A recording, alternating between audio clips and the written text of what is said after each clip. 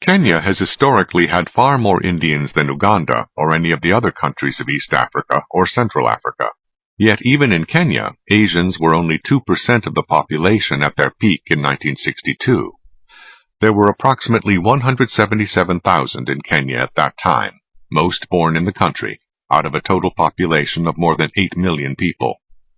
Even this relatively small number of Indians in Kenya represented a substantial increase from about 44,000 in 1931, when only about half were born in the colony. But these modest numbers of Indians were no measure of their contemporary or historic importance. Their large role in the modern urban economy was indicated by the fact that they were 1/3 of the population in the city of Nairobi, where their businesses dominated the main street. Nor was Nairobi unique in its Indian influence. The whole coastal fringe of East African ports was long known for being more representative of the culture of India than of the culture of the interior of their respective African countries. The East Africa Railway, that brought the first large-scale migrations of Indians to the African mainland, began at the Kenyan port of Mombasa toward the end of the 19th century. At a time when most Africans were unwilling to be wage workers for more than 1 or 2 months needed to raise money to pay their taxes, and showed little interest in selling their crops in the market, the Indians established a reputation for their relentless work and economic competitiveness. Indians were not only the vast majority of those building the railroad across Kenya to Uganda, they also became almost all the station masters after it was built, as well as filling most of the subordinate posts in the colonial bureaucracy.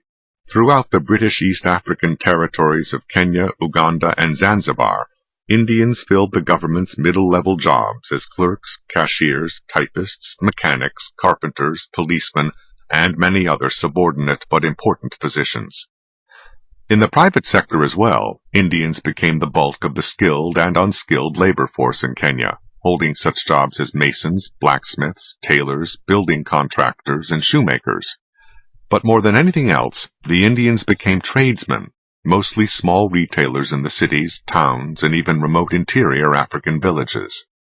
In many cases, they provided the first slender means of communication with African settlements deep in the bush. One ingredient in the Indian retailer's success was that he was willing to buy and sell in very small lots, such as no European would care to deal in, as a report noted in the 1920s. Because the highland region of western Kenya had a temperate climate especially attractive to Europeans, it was reserved for whites only, and quickly attracted a large influx of European settlers. With them came a growing hostility to the Indians. The Europeans could not compete with the Indians, either in the private or the public sector.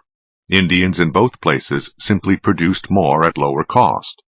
European cotton ginners could not pay African cotton growers as much as the Indians offered. As a contemporary report stated, the European cannot afford to trade on the small scale and with the small margins on which the Indians subsist, and the African generally is not yet sufficiently advanced to do so. The complete dominance of the Indians in small retailing may be indicated by the fact that it was 1966 before the first African-owned shop was opened on Kenyatta Street in Nairobi. Their narrow profit margin and extreme thriftiness have remained the hallmark of Indian traders. Europeans objected to the Indians in their own self-interest and in the ostensible interest of the Africans. Indians were decried as unfair competition, and it was claimed that the Asiatic takes away all his earnings to his native country. How he could do that and yet have growing business interests in Africa was not explained. European settlers launched increasingly vocal campaigns to keep the Indians out of the Kenyan highlands, out of certain residential areas of the cities, and, if possible, out of Kenya itself altogether. Indians were denounced as mere hucksters and usurers, and white missionaries spoke of the ill effect of the Indians' dealings with Africans. However, Winston Churchill, during a visit to Kenya in the early 20th century, said, "It was by Indian labor that the one vital railway on which everything else depends was constructed. It is the Indian banker who supplies perhaps the larger part of the capital yet available for business and enterprise, and to whom the white settlers have not hesitated to recur for financial aid. The Indian was here long before the first British official. He may point to as many generations of useful industry on the coast and inland as the white settlers, especially the most recently arrived contingents from South Africa, the loudest against him of all, can count years of residence. Is it possible for any government, with a scrap of respect for honest dealing between man and man, to embark on a policy of deliberately squeezing out the native of India from regions in which he has established himself under every security of public faith? Nevertheless, by and large, European settlers in Kenya succeeded in getting discriminatory laws and policies instituted against the Asians. The Kenyan highlands were reserved for whites. Some sections of some towns were indirectly made purchasable only by Europeans, and there were differences in trial procedures between Europeans and Asians, as well as a banning of Asians from holding certain offices. In the early 20th century, an outbreak of cholera that struck Nairobi led to the burning down of an Indian bazaar there, with extremely unhygienic conditions. A variety of observers, including Indians, reported sharp practices by Indian traders, especially in the early years of dealing with less sophisticated Africans in remote villages. Moreover, most Indians were still poor by European standards, and their jerry-built, unaesthetic, and unsanitary urban settlements were an eyesore to the whites. However, these factors had all been present during the earlier years, when Indian immigration was welcomed. What was different now was that the Indians had advanced to the point of being rivals to the Europeans. Indians in their early years were politically apathetic, like most middleman minorities. However, the success of political organization among European settlers in getting the British colonial authorities to grant whites discriminatory privileges in Kenya encouraged the Indians to organize themselves politically as well, to press for equal rights. But these Indian organizations remained largely ineffective until after World War I, by which time increasingly discriminatory policies had aroused more Indians to greater concern and efforts. Indians at this point began also to help the nascent African protest movement in East Africa, providing such organizations as the Young Kikuyu Association with office space, newspaper space in Indian publications, and the use of Indian printing facilities. Half a century later, there would Wow, Indians are good businessmen. They save nicely and they invest. They also give a lot of importance to education. I love the fact that they live simple life, never flashy. That's one thing I love about Indians. Let's go on. be great Indian resentment at how these African political movements turned against them after achieving national independence. Despite the growing political setbacks suffered by Indians in Kenya, they continued to advance economically. Increasing numbers began to graduate from the ranks of petty traders to become more substantial businessmen, engaging in sawmilling, building, and manufacturing. Others followed a pattern common among middleman minorities by using their business-based prosperity to educate the next generation in the professions. As in Uganda, the government intervened increasingly in the Kenyan economy under various rationales of fairness or preventing reckless competition, but with the net effect of undermining the positions Indians had achieved in the competition of the marketplace. Business licensing and government marketing facilities were used to reduce the role of Indian middlemen during the 1930s. Transport licensing legislation protected the existing railroad from the growing competition of trucks, in which Indians had long had important interests. The taxation of income was also instituted, again an apparently racially neutral measure, but one which hit Indians harder because they received less government expenditure per capita on many public services, including education.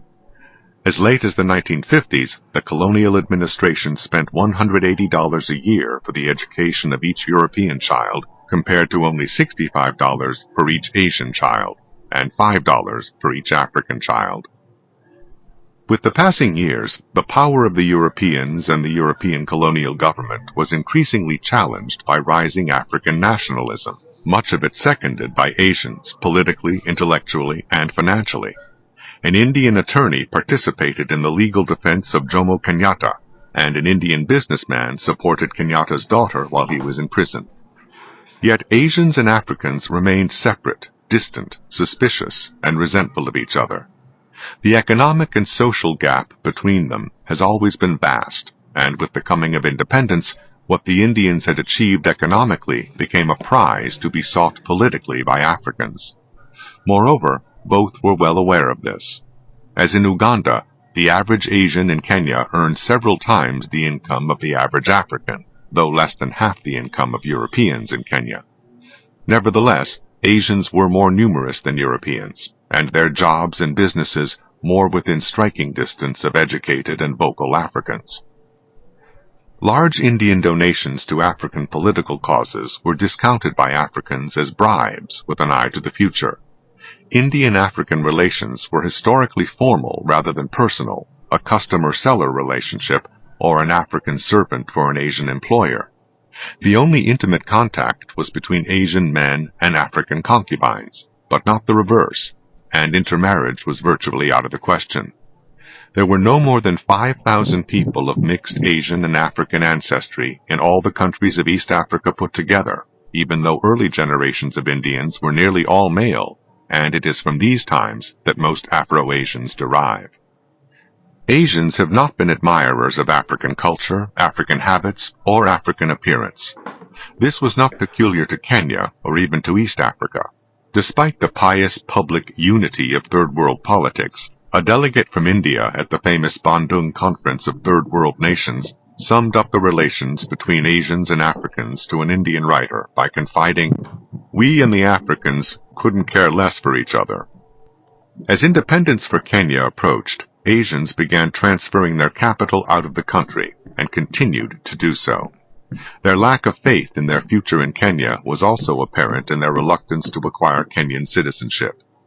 Kenya became independent in 1962 under a constitution, shaped in London, that assured equal rights without distinction of race.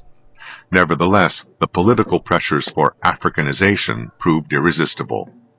While explicit racism was not proclaimed, a crucial distinction between citizen and non-citizen was made in a constitutional amendment added after independence. Only citizens have equal rights, and being born in the country did not make an individual a citizen. As elsewhere in Africa, many Indians were hesitant to acquire local citizenship immediately after independence, when their future was uncertain. Later, the restrictions on naturalization made citizenship more difficult to obtain and left many Asians vulnerable to political trends. The Kenyan government confiscated thousands of shops owned by non-citizen Asians, forbade their commercial activities in rural areas, and a government official announced the Asians should go home. However, few Asians were citizens of either India or Pakistan. Kenya was the only home they had known, but they had no one to protect their interests. Such foreign pressures as were exerted in their behalf came from Britain, not India, and the British were anxious to avoid being deluged with more Asian refugees. The British government negotiated with Kenya to restrain itself from forcing out too many Asians, and with India to accept 15,000 of the refugees provisionally. More than 90% of these provisional refugees remained in India, however. The example of Uganda's mass expulsions of Indians in 1972 created political pressures in neighboring Kenya to do likewise. Although Kenya did not follow suit, it did pressure more and more Asians to leave.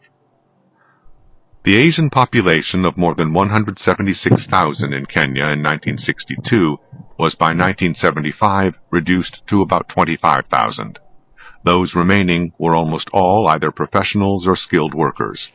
The Indian businessman, who had played a large role in building the economy of Kenya, was now driven from it. Indians. The thing is this, the secret is the supply chain and simple living. Indians can definitely live off the grid. Education is more valued than strength. This is repeated over and over again in the Indian literature. Education is the key to success. A country can be prosperous in spite of being poor. So the Indians actually developed Kenya. They developed Kenya, yet got kicked out. Indians, they have good work ethic from the start and under any circumstances. The thing is that jealousy and hatred would make man do horrible things. Well, what do you guys think about this video? Drop your comment down below. If you enjoyed this video, give it a huge thumbs up and please share this video. If you're new to the channel, join viewership. See, hit the subscribe button below, turn on the post notification bell so you can always be the first person to know whenever a new video drops. And that's, guys, I'll see you in my next one. Bye, guys.